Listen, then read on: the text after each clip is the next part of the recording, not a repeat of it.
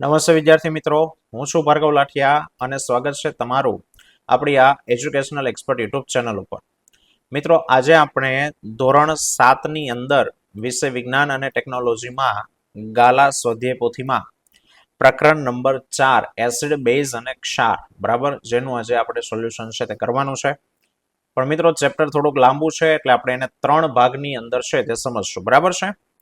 ચાલો તો શરૂઆત કરીએ. ચેપ્ટર નંબર 4, એસિડ બેઝ અને ક્ષાર, જેમાં પ્રશ્ન 1, વિકલ્પમાંથી સાચો વિકલ્પ શોધીને લખો. તો પહેલું છે કે નીચેના વિધાનોને ધ્યાનથી વાંચો અને ઉપરયુક્ત વિધાનમાંથી કયું વિધાન સત્ય છે એ કહેવાનું છે. તો કે એસિડ તથા બેઝ બધા જ સૂચકના રંગ બદલી નાખે છે, તો વાત ખોટી છે. બધા સૂચકોના રંગ બદલે એવું જરૂરી નથી.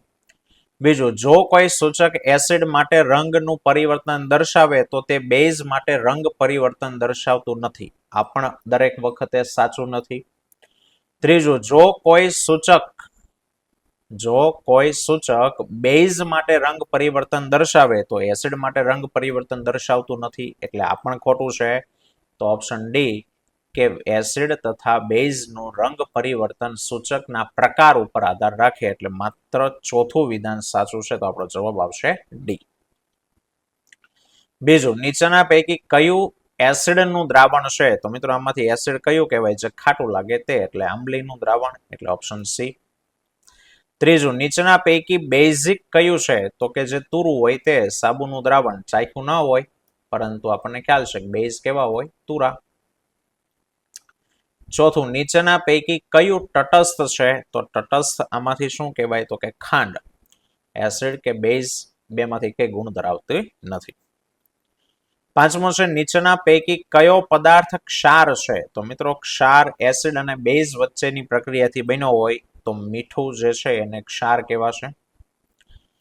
છઠ્ઠું, નીચેના પૈકી કયો એસિડિક પદાર્થ નથી? તો કે ખાવાનો સોડા એ એસિડિક પદાર્થ નથી. સાતમું, નીચેના પૈકી કયો બેઝિક પદાર્થ નથી? તો બેઝિક કોણ નથી? વિનેગર. વિનેગર એસિડ છે, બરાબર. આઠમું, ગ્લુકોઝ કયા પ્રકારનો પદાર્થ છે? તો કે સાહેબ ગ્લુકોઝ તટસ્થ છે.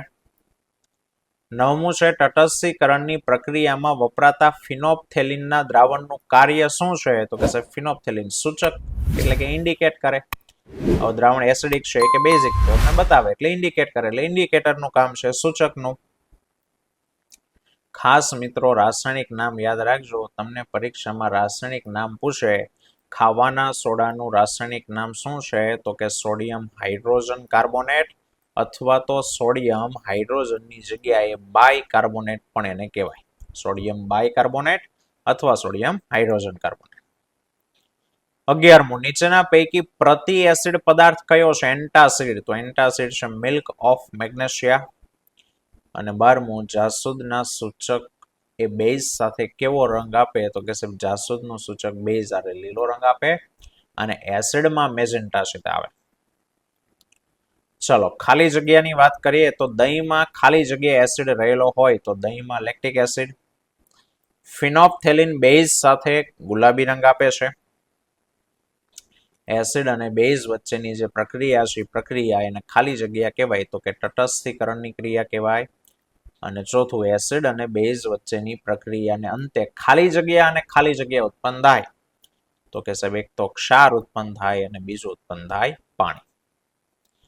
પાંચમો ખાસ અગત્યનો, ધ્યાનમાં રાખજો, કેલેમાઇન લોશનની અંદર કયો પદાર્થ રહેલો હોય? તો કે ઝિંક કાર્બોનેટ. અને એસિડિક જમીનને તટસ્થ કરવા ખેડૂતો શું ઉમેરે? તો કે બેઝિક પદાર્થ તરીકે કળી ચૂનો છે તે ઉમેરે. અને જાસૂદના ફૂલનું સૂચક એસિડિક દ્રાવણમાં કેવો રંગ આપે? તો કે મેજેન્ટા, એટલે કે ઘેરો ગુલાબી. ચાલો, પ્રશ્ન 3, માત્ર ઉત્તર આપો. કે કોસ્ટિક સોડા એટલે કે સોડિયમ હાઇડ્રોક્સાઇડ એ એસિડ બેઝ અને ક્ષાર પૈકી કયો છે? તો કે સાહેબ બેઝ છે. હાઇડ્રોક્સાઇડ લખેલું હોય એટલે બેઝ આવે, બરાબર. બીજું, વિનેગરમાં કયો એસિડ હોય? તો કે એસિટિક એસિડ. લીંબુના રસમાં? તો કે સાઇટ્રિક એસિડ. આંબલીમાં? તો કે ટાર્ટરિક. યાદ રાખી લેજો, આમાંથી એકાદો પ્રશ્ન તો તમારી એક્ઝામમાં હશે અને હશે જ તે. કયા પદાર્થમાં કયો એસિડ હોય કયો બેઝ હોય એને લગતો, બરાબર. સોડિયમ હાઇડ્રોક્સાઇડ એટલે કે બેઝ ના દ્રાવણમાં ફિનોપ્થેલિનના 2-3 ટીપા નાખો તો દ્રાવણ કેવા રંગનું બને? તો કે સાહેબ સોડિયમ હાઇડ્રોક્સાઇડમાં ફિનોપ્થેલિનના ટીપા નાખો તો દ્રાવણનો રંગ થાય ગુલાબી. છઠ્ઠું, હળદર પત્ર બેઝ સાથે કેવો રંગ આપે? તો હળદર પ્લસ બેઝ એટલે લાલ રંગ આવે. અને સાતમું, કીડી કરડે છે ત્યારે ચામડીમાં કયું રસાયણ દાખલ કરે? તો કે ફોર્મિક એસિડ, જેનું બીજું નામ છે મિથેનોઇક એસિડ. અને આઠમું, જઠરમાં કયો એસિડ હોય? તો કે જઠરમાં હાઇડ્રોક્લોરિક એસિડ. ખરા ખોટામાં કે ભાઈ નાઇટ્રિક એસિડ લાલ લિટમસ પત્રને ભૂરું બનાવે તો ખોટું છે. એસિડ યાદ રાખવાનું, એ ભૂલા, એ ભૂલા. એસિડ ભૂરાને કેવું બનાવે? લાલ. અને બેઝ માટે બે લાભુ, બેઝ લાલને બનાવે ભૂરું. સોડિયમ હાઇડ્રોક્સાઇડ ભૂરાને લાલ બનાવે તો આ બેઝ છે, તો બે લાભુ આવે તો આ ભૂલા લખ્યું છે એટલે ખોટું. સોડિયમ હાઇડ્રોક્સાઇડ અને હાઇડ્રોક્લોરિક એસિડ ભેગા કરતા તેમનું તટસ્થીકરણ થાય અને પાણી અને ક્ષાર બને તો ખરું છે. સૂચક એવો પદાર્થ છે જે એસિડિક અને બેઝિક દ્રાવણમાં જુદા જુદા રંગ આપે, તો વાત સાચી છે. પાંચમો, વિટામિન સી એક ખાલી રાસાયણિક રીતે એસ્કોર્બિક એસિડ છે, તો એ પણ ખરું છે. અને છઠ્ઠું, લિટમસ લાઇકેન નામની વનસ્પતિમાંથી મેળવવામાં આવે છે, તો મિત્રો ખરું છે. લિટમસ દ્રાવણ લાઇકેન નામની વનસ્પતિમાંથી જ મેળવવામાં આવતું ઘેરા જાંબુડિયા રંગનું દ્રાવણ એને લિટમસ દ્રાવણ કહેવાય. અહીંયા ખોટું નહીં, ખરું આવે, પણ કન્ફ્યુઝન વાળું છે. ખાલી લિટમસ કીધું છે, લિટમસ પેપર નહીં પણ લિટમસ દ્રાવણ જ હોય, લાઇકેન નામની જ વનસ્પતિમાંથી મેળવવામાં આવે, તો મિત્રો ખરું છે. સાતમું, કીડીના ડંખમાં ઓક્ઝેલિક એસિડ છે તે હોય, તો કીડીનો ડંખ એમાં ઓક્ઝેલિક ના હોય, એની અંદર હોય ફોર્મિક એસિડ. આઠમું, એસિડિક જમીનને તટસ્થ કરવા તેમાં કળી ચૂનો ઉમેરવામાં આવે, તો ખરું. ધોવાનો સોડા અને ખાવાનો સોડા ક્ષાર છે છતાં બેઝિક ગુણ ધરાવે છે, તો એ પણ વાત સાચી છે. અને ધોવાનો સોડા એક પ્રકારનો ક્ષાર, ઉપરના સવાલમાં જ કીધું છે, તો ખરું. બધા જ ક્ષાર લિટમસ પત્ર પ્રત્યે તટસ્થ હોય છે, તો ખોટું. આયરો ધોવાનો સોડા ક્ષાર છે પણ બેઝિક છે એટલે લિટમસ પત્રમાં રંગ બદલશે. 12મું, ખાંડ અને ગ્લુકોઝ લિટમસ પત્ર પ્રત્યે તટસ્થ છે છતાં તેઓ ક્ષાર નથી, તો ખરું. ચલો એક વાક્યની વાત કરીએ. બેઝ સ્વાદે અને સ્પર્શે કેવા હોય? તો કે બેઝ સ્વાદે તુરા હોય અને સ્પર્શે ચીકણા હોય. બીજું, સૂચક કોને કહેવાય? તો કે પદાર્થ એસિડિક છે કે બેઝિક તે નક્કી કરવા માટે વપરાતા પદાર્થો એને સૂચક કહેવાય. ત્રીજું, કુદરતી રીતે મળતા સૂચકના નામ કયો? તો કે સાહેબ કુદરતી સૂચકમાં હળદર, લિટમસ દ્રાવણ, જાસૂદના ફૂલની પાંદડીઓ, આ બધા કુદરતી સૂચક. ચોથું, પ્રયોગશાળામાં તટસ્થીકરણ પ્રક્રિયા કરતી વખતે કયા બે સૂચક વપરાય? તો કે એક ફિનોલ્ફથેલિન, બીજું મિથાઇલ ઓરેન્જ, મિથિલિન બ્લુ, આ બધા કૃત્રિમ સૂચકો. લિટમસ શામાંથી મેળવવામાં આવે? તો કે સાહેબ લિટમસ લાઇકેન નામની વનસ્પતિમાંથી મેળવવામાં આવે. જો અહીંયા લખ્યું છે ને એટલે અહીંયા ખરા ખોટામાં ખરું આવશે, બરાબર, ખોટું નહીં આવે, સુધાર નાખજો. ચલો છઠ્ઠું છે, ધોવાના સોડાની લિટમસ પત્ર પર અસર જણાવો. હવે ધોવાનો સોડા બોલો કેવો પદાર્થ છે? બેઝિક. અને બેઝિક હોય તો હમણાં આપણે કીધું હું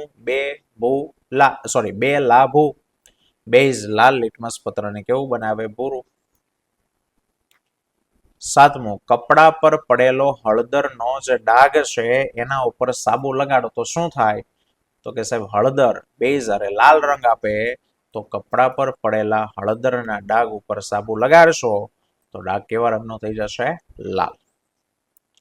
આઠમું, વોશિંગ સોડાનું રાસાયણિક નામ. વોશિંગ સોડા એટલે ધોવાનો સોડા, તો ધોવાના સોડાનું રાસાયણિક નામ ખોટું છે મિત્રો. કેલ્શિયમ હાઇડ્રોક્સાઇડ લખ્યું, ખોટું છે. વોશિંગ સોડાનું રાસાયણિક નામ છે સોડિયમ કાર્બોનેટ. સોડિયમ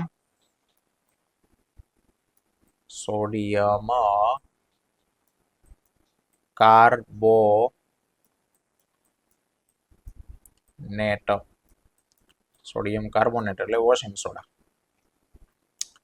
9મું મીઠાનું રાસાયણિક નામ તો કે સોડિયમ ક્લોરાઇડ. મિલ્ક ઓફ મેગ્નેશિયમનું રાસાયણિક નામ તો કે મેગ્નેશિયમ હાઇડ્રોક્સાઇડ. અને તટસ્થીકરણની વ્યાખ્યા આપો તો કે સાહેબ એસિડ અને બેઝ વચ્ચે પ્રક્રિયા થઈ ક્ષાર અને પાણી બને આ પ્રક્રિયાને તટસ્થીકરણ કહેવાય. અને 12મું કે એસિડ અને બેઝ વચ્ચેની પ્રક્રિયાથી કયા પદાર્થો ઉત્પન્ન થાય લખ્યું છે ઉપર ક્ષાર અને પાણી ઉત્પન્ન થાય. બરાબર, તો આટલે સુધીનું આપણે રાખીએ. આવતા વિડીયોમાં ફરી પાછા મળીશું. ત્યાં સુધી જય હિન્દ, જય ભારત.